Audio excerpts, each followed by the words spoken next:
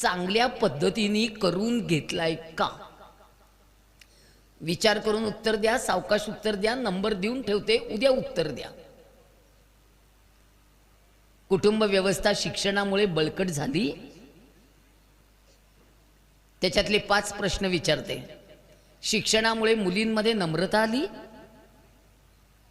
शिक्षणामुळे मुलींमधला अहंकार कमी झाला?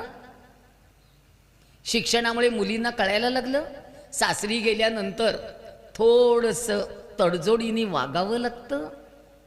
शिक्षणामुळे मुलींना कळायला लागलं स्वतःला सन्मान मागताना दुसऱ्याला मान द्यावा लागतो? शिक्षणामुळे मुलींना कळायला लागलं आपले आईवडील जेवढे महत्त्वाचे आहेत तेवढे नवऱ्याचे आईवडील सुद्धा त्याला महत्त्वाचेच असतात? शिक्षणामुळे मुलींना कळायला लागलं घरातनं निघून गेल्यानंतर आपल्या वडिलांना ताठ मानेने गावात फिरता येत नाही? काय दिलं शिक्षणाने? शिक्षणाने फक्त पगार दिले, पगार, पॅकेज।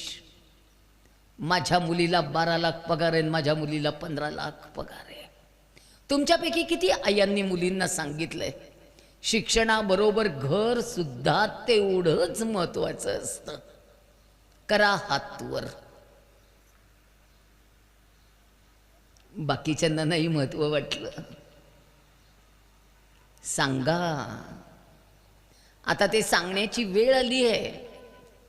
मुलींना सांगा शिक्षणाबरोबर घर सुद्धा तेवढंच महत्त्वाचं असतं, खूप महत्त्वाचं असतं घर। सांगा समजावून। त्यामुळे मी आज तुमच्याशी बोलतेय। कुठल्या नात्याने बोलू तेच सांगा। वकील आहे, कायदा सांगू? पण मी बायकांना कायदा सांगणं बंद केलं।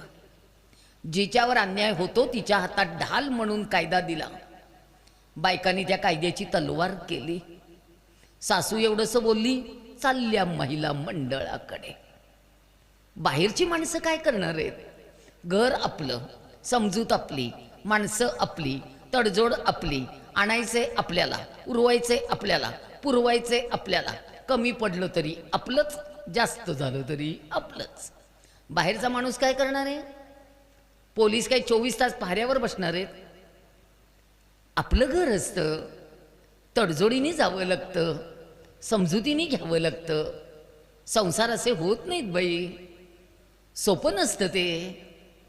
अगं ज्या सासूनी 40 वर्ष संसार